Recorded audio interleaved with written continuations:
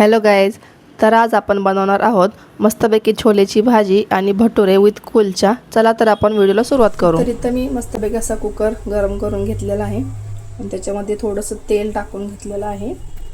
तुम्ही बघू शकताय ते मस्तपैकी तेल गरम केलं आहे। तर आता याच्यामध्ये मी मस्तपैकी टमाटरची प्युरी इथं जी केलेली आहे ते टाकून घेणार आहे।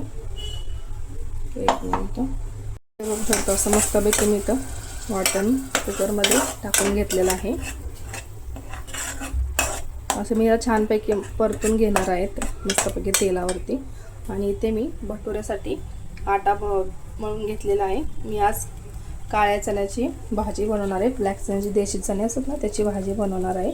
आणि तसे भटुरे आणि त्याचबरोबर मी बेकरीमधून हे असे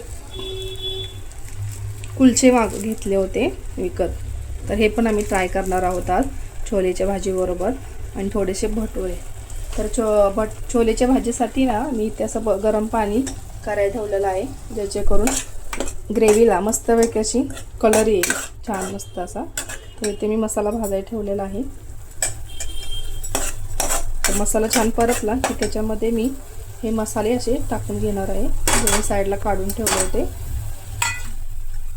याच्यामध्ये मी जास्त नाही, फक्त घरगुती मसाला, हळद, मीठ आणि गरम मसाला एवढंच घातलेलं आहे।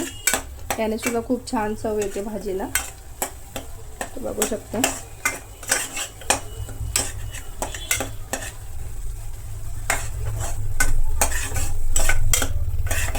तर मस्तपैकी अशी आपली भाजी तयार होणार आहे।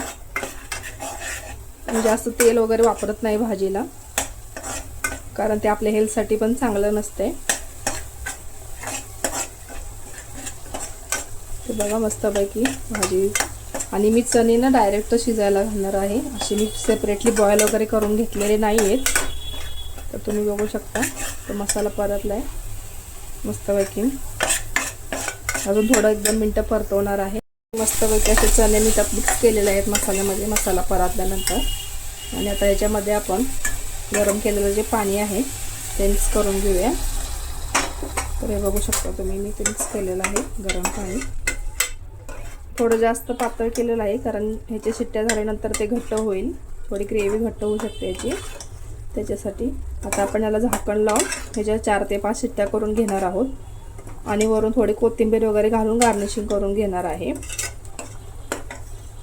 तर तुम्ही बघू शकता इथे आपली छोले भटुरेची भाजी तयार झाली आहे। एन्जॉय।